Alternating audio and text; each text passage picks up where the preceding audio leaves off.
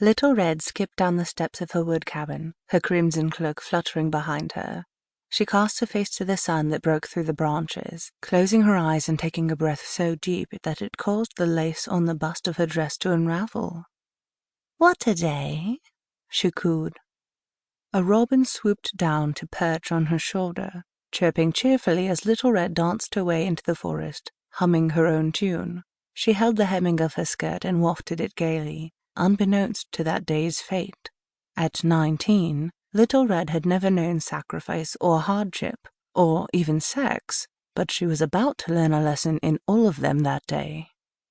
Her day began as it often did, gallivanting through the sun-kissed glades of the forest on her way over to Mr. Pigglesworth's house. As she frolicked through the undergrowth, she felt a sudden, uncharacteristic chill ripple its way along her shoulders. She pulled her crimson hood over her head to protect against the sudden cool wind. Little Red stopped in her tracks, and as she did so, the birdsong ceased. Mr. Pigglesworth's house was only 100 meters ahead. Her head turned to look back whence she came, and her eyes narrowed curiously. The color seemed to have been sucked from the forest, and the trees loomed large above, shrouding the woodland floor in thick shadow. "My gosh!" she cooed, sucking a breath and covering her mouth in shock.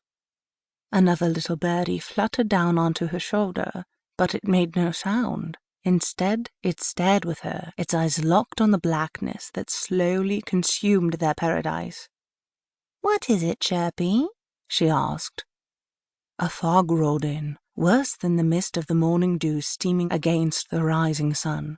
It was thicker and smokier, blanketing the woodland until she could scarcely peer through it at all. She started to back away towards Mr. Pigglesworth's house, carefully placing her bright red shoes behind her one step at a time. Suddenly there came a low, guttural hum, and then a pair of yellow eyes shone bright through the fog, their gaze menacing. They locked on Little Red. "No!" she yelped, and the birds scattered skyward, fluttering off in fright. Little Red fled too, turning on her heels and running with purpose to Mr. Pigglesworth's front door. Her hood fell down and her brunette hair trailed out behind her. "Open up!" she cried. Her footsteps thudded beneath her and the cloak billowed behind her like a sail. She turned her head back quickly to see the darkness rushing forwards, with that same glowing beast surging onwards with it. "Mr. Pigglesworth!" she shrieked. "Open up!" Mr. Pigglesworth opened the door cautiously, and his eyes bulged as he drank in the sight, firstly of Little Red's bouncing breasts, and then of the black shadow drawing near behind her. "Oh, no!" he said, his front trotters waving in the air. "Brace the door behind me!" Little Red cried, hitching up her skirt to move quicker.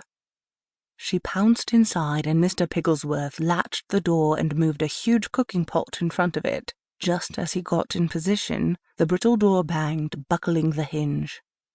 "What is it?" Mr. Pigglesworth cried, his teeth chattering in terror.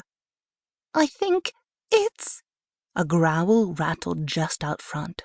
"Big Bad!" He lowered his voice to a whisper. "The Wolfman?" "The very same," came a rasping cry from outside. It sounded as though it was coming from every direction.